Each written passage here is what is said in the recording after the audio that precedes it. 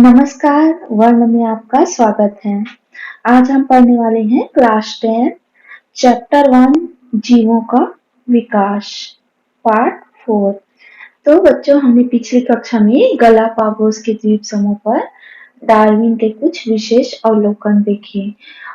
हमने देखा कि जो दक्षिण अमेरिका के इक्वेडोर नामक देश के पास स्थित गलापागोस टापुओं पर जब बीगल पहुंचा तो डार्विन को व्यापक अध्ययन करने का मौका मिला। कहाँ पर?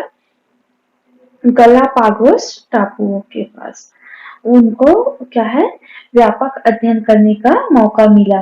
टापुओं के इस समूह क्या है, छोटे बड़े टापू थे जो किससे बने हुए थे, ज्वालामुखी के लावा से बने हुए थे। गलापागोस के जो टापू हैं वहां पर जो हमारे डार्विन महोदय हैं उन्होंने किन किन चीजों पर अध्ययन किया। वहां पर कैक्टस तथा अन्य पौधे, छिपकली, पक्षी, कछुए, वर्मी आदि का डार्विन ने अध्ययन किया। बीगल का सफर आगे बढ़ा तब उन्हें और कई प्रकार की जो है भू आकृतियां और विविध प्रकार के जीव और उनके आवास के बारे में अध्ययन करने का मौका मिला और उन्होंने क्या है, उनके ऊपर बहुत गहन अध्ययन किया, सूक्ष्म अध्ययन किया और कई प्रकार के तथ्यों को सामने लेकर आए।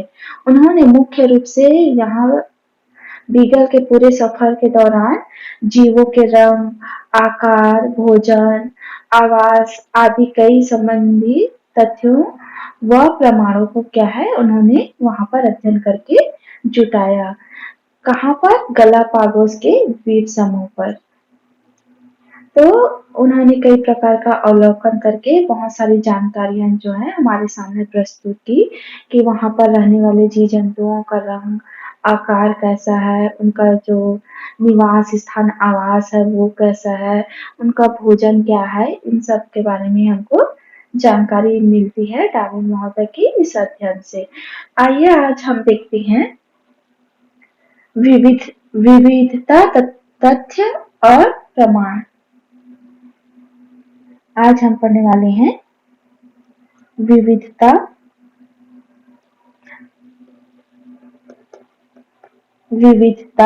तथ्य और प्रमाण।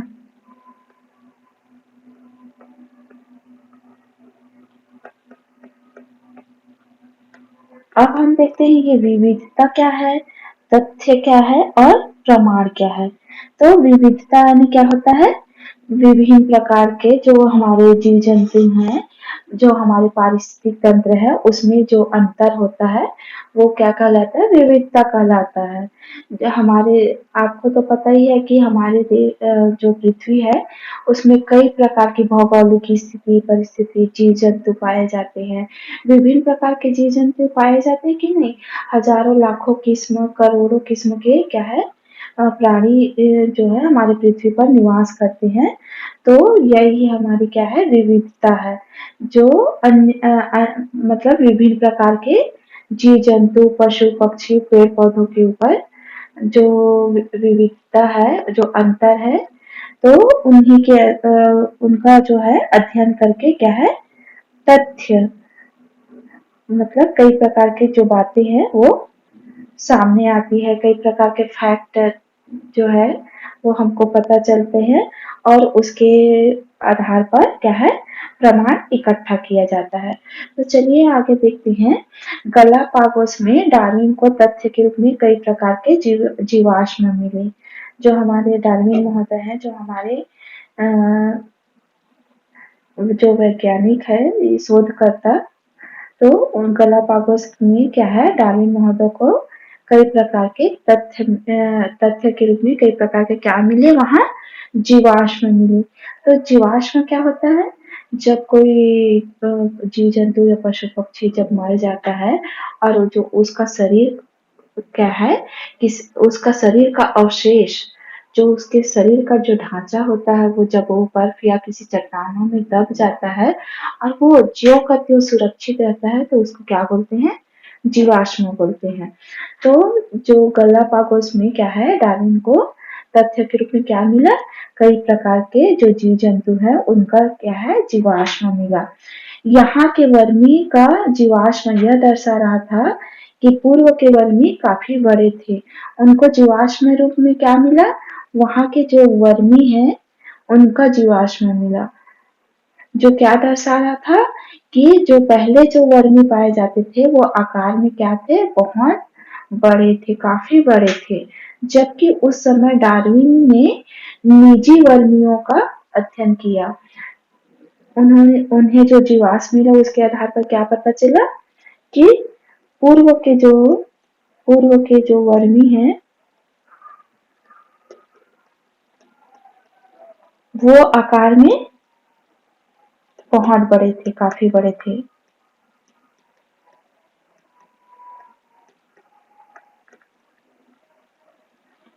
उनको ये जानकारी कैसे प्राप्त हुई? जब उनको क्या है, गलापागोस में जो गलापागोस जो द्वीप समूह है वहां पर उनको क्या मिला? वर्मी का जीवाश्म मिला। जो वर्मी जिसको अरमाडिल्लो भी बोलते हैं, वर्मी को और क्या बोलते हैं? अरमाडिल्लो। तो उनको क्या है, गलापागोस में जीवाश्म मिला। किसका जीवाश्म मिला? वर्मी का जीवाश्म मिला। तब उस जीवाश्म से डार्विन महतो को ये पता चला कि वहाँ के जो वर्मी है वो अभी के वर्तमान की तुलना में क्या है, आकार में काफी बड़े थे, काफी बड़े थे। जबकि उस समय डार्विन ने जिन वर्मियों का अध्ययन किया वे आकार में छोटे थे। जो जिस वर्मी पर क्या है डार्विन ने शोध किया, उन पर अध्ययन किया, वो क्या थे? आकार में छोटे थे। उनके मन में यह बात आई कि समय के साथ वर्मियों में बदलाव आया है। तो ये तो होता ही है।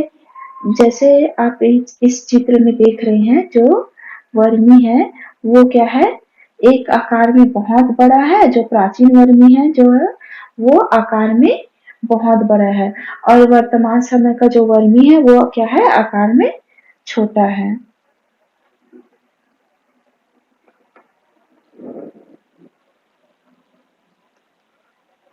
जो प्राचीन वर्मी है वो क्या है, आकार में बड़ा है, और जो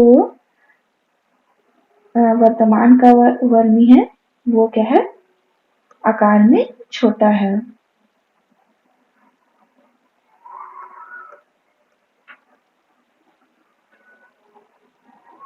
और ऐसा होता ही है। आपने भी देखा होगा, जो चीजें पहले क्या है आकार में, कई चीजें जो है वो बड़ी रहती थी, और उन्हीं चीजों का क्या है आकार अभी के डेट में वर्तमान में उनका आकार क्या है, छोटा होता जा रहा है। तो आप देख ही रहे हैं चित्र में कि वर्तमान समय का जो वर्मी है वो आकार में छोटे हैं, और जो प्राचीन समय के जो वर्मी है वो क्या है, आकार में बड़े हैं। आप चित्र में देख के कंपैरिजन कर लीजिए कि उन दोनों के आकार में कितना डिफरेंस है, कितना अंतर है। और आपने ये सुना भी होगा अपने बड़े बुजुर्ग लोगों से कि जो हमारे जो पहले जो बुजुर्ग थे वो क्या है, बहुत हाइटेड रहते थे, बहुत ऊंचे पूरे और लंबे लंबे रहते थे। उनका स्वास्थ्य भी बहुत अच्छा रहता था। वो लोग क्या है, बहुत लंबे अरसे तक क्या है जीवित भी रहते थे। उनकी आयु क्या है, 100 साल भी रहती थी। और अभी के डेट में, अभी वर्तमान में ऐसा हो है क्या? अभी वर्तमान में क्या है, उनकी हाइट भी छोटी हो गई है, और उनका क्या है, जीवन भी छोटा होता जा रहा है। पहले के लोग जो हैं, पहले जो हमारे पूर्वज हैं, बड़े बुजुर्ग हैं, वो पहले के समय में काफी दिनों तक जीवित रहते थे, और उनका जो खान पीन उतना फैसिलिटी नहीं था पहले भी खाने पीने में, लेकिन क्या है उनके खाने पीने में शुद्धता पाई जाती थी। वो लोग जो भोजन करते थे वो पौष्टिक रहता था और शुद्ध रहता था। मिलावट का उस टाइम प्रचलन नहीं था। अभी के डेट में देखा जाए तो क्या है, हमारे जो खाने पीने की जो चीजें हैं उनमें क्या है, मिलावट, या मान के चलिए जो रासायनिक जो खाद है उनका उपयोग ज्यादा किया जा रहा है, जिसके चलते क्या है, विभिन्न प्रकार की जो तकलीफें भी हमको होने लग गई है हमारे हेल्थ में। तो उनके चलते भी क्या है, हमारे जो जीवन क्रम में काफी इफेक्ट पड़ता है, काफी प्रभाव पड़ता है। वैसे ही यहाँ पे क्या है, वर्मी पर डार्विन महोदय ने शोध किया था। तो उस टाइम जो जीवाश्म उनको मिला था वो क्या है, आकार में काफी बड़े थे, और जबकि उन्होंने एक छोटे वर्मी पर क्या है इस अपना अध्ययन किया था, अपना शोध किया था। तो उसके मन में क्या ख्याल आया, उसके मन में ये बात आई कि समय के साथ वर्मियों में बदलाव आया है। उनके मन में क्या ख्याल आया कि समय के साथ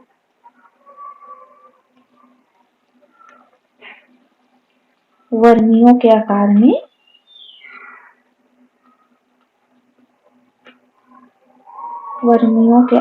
में बदलाव आया है।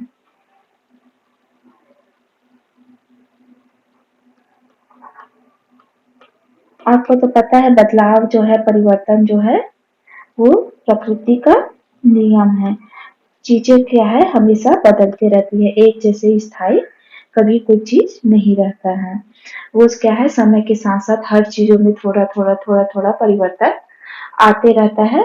फिर वो जो छोटा छोटा परिवर्तन है वो क्या है, धीरे धीरे करके एक बड़े परिवर्तन के रूप में हमको दिखाई पड़ता है।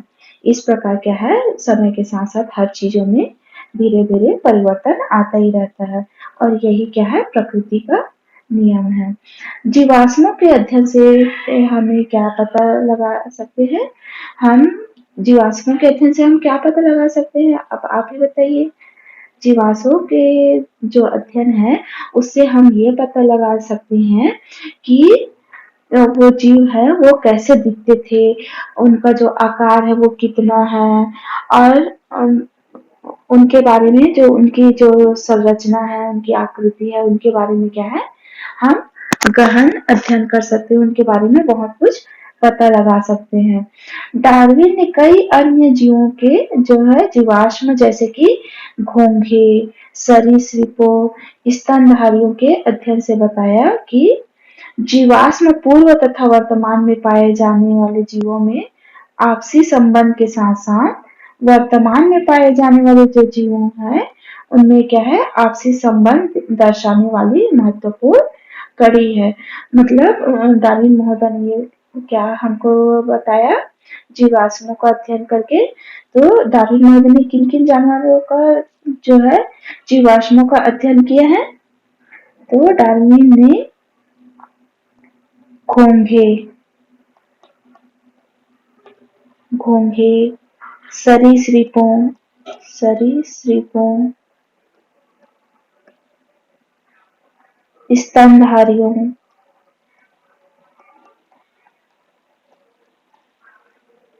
इन सब क्या है जीवाश्मों का उन्होंने अध्ययन किया है।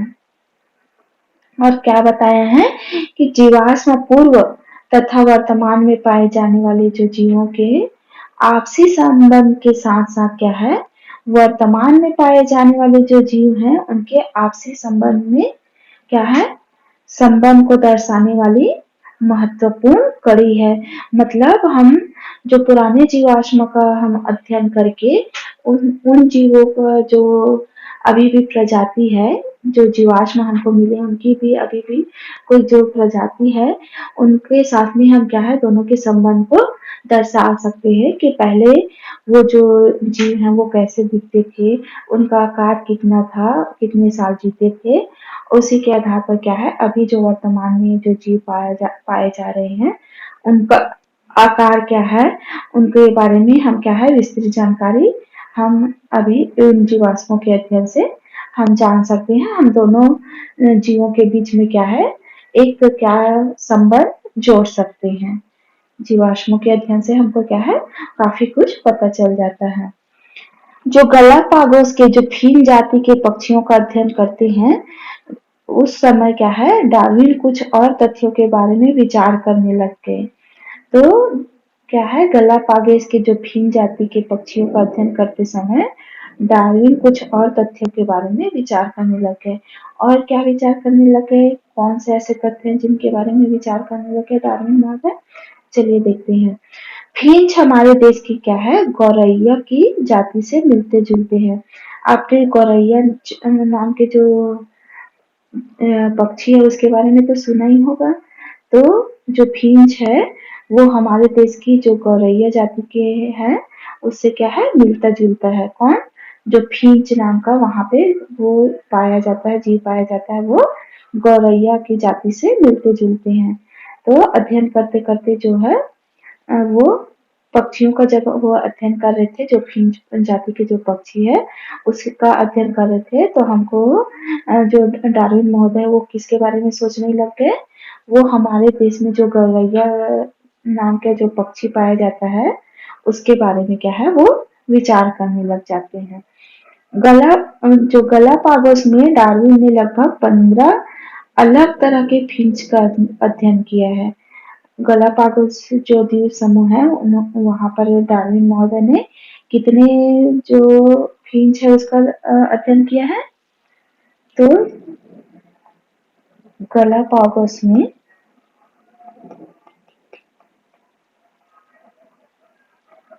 डार्विन ने लगभग 15 अलग 15 अलग तरह के फिंच का अध्ययन किया है।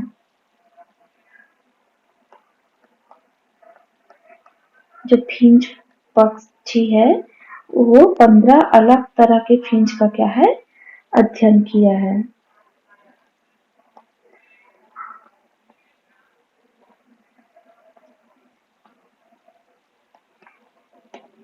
जो गलापागोस का जो द्वीप समूह है वहाँ पे डार्विन महोदय ने कितने प्रकार के फिंच का अध्ययन किया है तो 15 अलग तरह के जो फिंच है जो फिंच पक्षी है उनका क्या है अध्ययन किया है।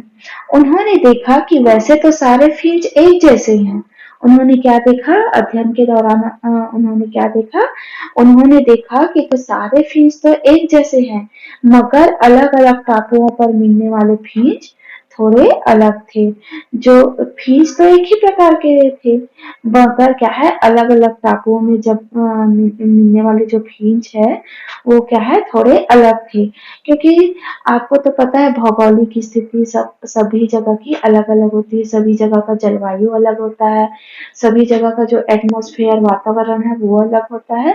तो उसके आधार पर क्या है जो सभी टापुओं में थोड़ा जो फिंच पाए जाते थे वो क्या है थोड़े-थोड़े से उनमें कुछ-कुछ विभिन्नता थी वो थोड़ा-थोड़ा अलग थे। खासकर इनकी चोंच और पंख के रंग में बहुत अंतर नजर आया।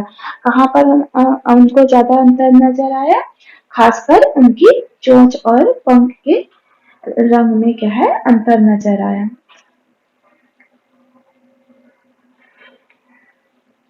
जो फिंच जाती है जो फिंच पक्षी है अलग-अलग टापू के कारण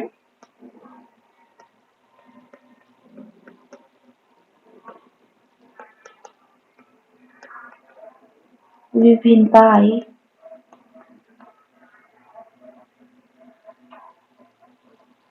फिंच पक्षी क्या है अलग-अलग जो टापू में रहने के कारण क्या है उसमें टापुओं में विभिन्नता आई। खासकर खासकर किन चीजों में विभिन्नता देखने को मिला कि फिंच पक्षी क्या है अलग-अलग टापुओं में रहते थे तो विभिन्नता क्या है उनमें क्या-क्या नजर आई खासकर इनकी चोंच और पंख के रंग में बहुत नजर जो अंतर है वो नजर आया। खासकर इनकी चोंच और पंख के रंग।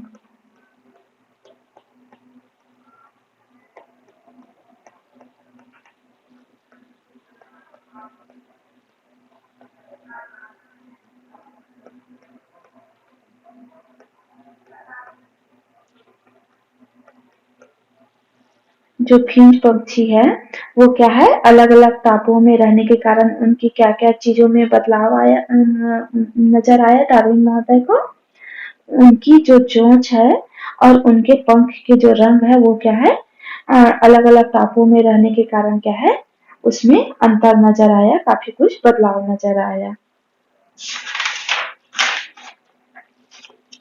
डार्विन ने फिंच की चोंच को नापा तो आश्चर्यचकित हुए कि जो उनकी चोंच है उसमें इतना अंतर, इतनी विविधता कैसे हो गई।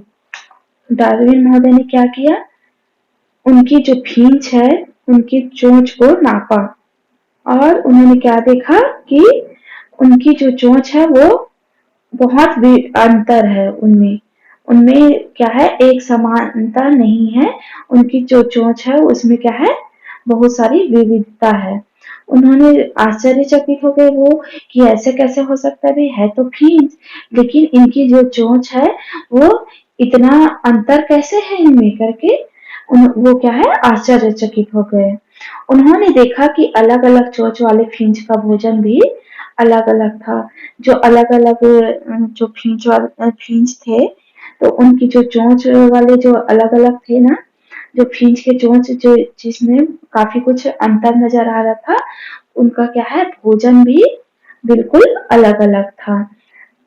तो भाई जब फिंच ही अलग है, उनमें विभिन्न प्रकार की जो विभिन्नता पाई जा रही है, उसमें कई प्रकार के अंतर देखे जा रहे हैं, तो क्या है, उनका भोजन भी अलग होगा, स्वाभाविक सी बात है। तो कुछ क्या है, बीज खाते थे तो कुछ फल खाते थे, कोई कीड़े खाते थे तो कोई फूलों का रस चूसते थे।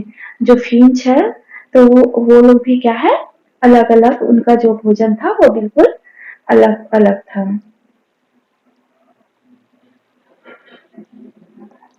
फिंच का भोजन जो है अलग अलग था।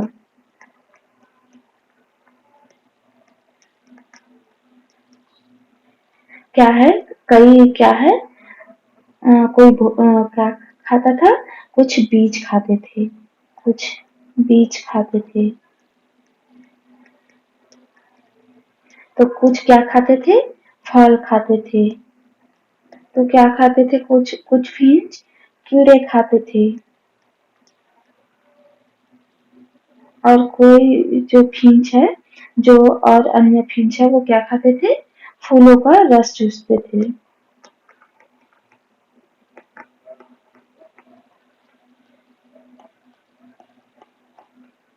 फूलों का रस चूसते थे। इस प्रकार जो जिस फिंच के जो चोंच है उसमें जो कलर है, अलग अलग कलर की उनका जो चोंच होता था उसमें क्या है, विविधता पाई जाती थी। जिन फिंचों में उनका क्या है, भोजन भी एक दूसरे से बिल्कुल अलग था। कुछ क्या है, बीज खाते थे, तो कुछ क्या है, फल खाते थे, कुछ कीड़े खाते थे, तो कोई कोई फिंच क्या है, फूलों का रस चूसते थे। इस प्रकार उनके भोजन में भी काफी कुछ विविधता, अंतर हमको दिखाई पड़ती है। गलापागोस जो टापू है, उसमें किसी टापू पर कीड़े थे तो कहीं पर ऐसे पौधे थे जिनके बीज कठोर आवरण वाले थे। जो गलापागोस के टापुओं में क्या है, कहीं पर कीड़े थे तो कहीं पर ऐसे पौधे थे जिनके बीज क्या है, कठोर आवरण वाले थे। तो कहीं नरम फल वाले पौधे भी डार्विन महोदय को वहां पर देखने के मिले। मतलब वहां पे उनको बहुत सारी विविधता देखने को मिली। और उनमें क्या है, कहीं पर कीड़े देखे तो कहीं पर ऐसे पौधे देखे जिनका बीज क्या है, कठोर आवरण, मतलब कठोर था उनका बीज जो है, एकदम कठोर था। तो कहीं पर नरम नरम नरम फल थे, तो कहीं पर पौधे भी थे। जितनी विविधता चोंच में थी उतनी विविधता का क्या है, खाद्य संसाधनों की उपलब्धता में भी दिखाई दी। जितनी विविध प्रकार के उनको चोंच दिखाई दिया, वहाँ के फिंच जो पक्षी हैं, उन वहाँ के जो फिंच पक्षी के चोंच में क्या है, बहुत सारी विविधता दिखाई दी कि नहीं दिखाई दी। सभी के फिंच के चोंच जो है अलग अलग आकृति के और अलग अलग साइज के थे। उसका कलर भी अलग था, तो उनका भोजन भी अलग अलग रहा ना। उसी प्रकार क्या है, वहां पर बहुत सारी जो उनको विविधता दिखने को मिली। जितनी विविधता क्या है, चोंच में थी उतनी विविधता खाद्य संसाधनों की उपलब्धता में भी वहां पर दिखाई दी। अर्थात कार्य के अनुसार चोंच में विविधताएं थी। अर्थात मतलब उनके भोजन के आधार पर क्या है, उनकी चोंच जो है अलग अलग थी, विविध प्रकार की थी। डार्विन का मानना था कि यह फिंच इक्वाडोर में से उड़कर जो गलापागोस है ना, गलापागोस जो द्वीप समूह है वहां पर पहुंचे होंगे। कहां से उड़ के? इक्वेडोर से उड़कर क्या है? इक्वेडोर से उड़कर, जैसा कि आप देख रहे हैं चित्र में, फिंच की चोंच।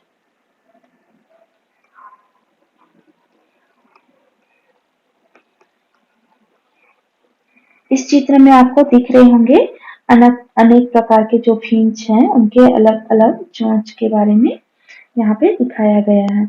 तो जो वहां पर डार्विन महोदय का क्या मानना था कि डार्विन का मानना था कि फिंच जो है इक्वेडोर इक्वेडोर से क्या है, उड़कर कहाँ पहुंचे होंगे? गलापागोस पहुंचे होंगे। जो गलापागोस द्वीप समूह में पहुंचे होंगे। कहाँ से उड़कर? इक्वेडोर के उड़ के गलापागोस में पहुंचे होंगे। फिर अलग अलग टापुओं के अलग अलग परिवेश में जीने लगे। जो ये फिंच है वो क्या है, इक्वेडोर से उड़कर गलापागोस पहुंचे होंगे और वहां से फिर क्या है, अलग अलग टापुओं के अलग अलग परिवेश में जीने लगे। यह इसलिए संभव हुआ होगा क्योंकि फिंच की प्रजाति में भी विविधताएं थी। और ये क्यों संभव हुआ? क्योंकि हमने देखा ना कि फिंच की भी बहुत सारी प्रजाति थी और बहुत सारी फिंचों में विविधता थी, इसलिए क्या है, यह सब संभव हो पाया।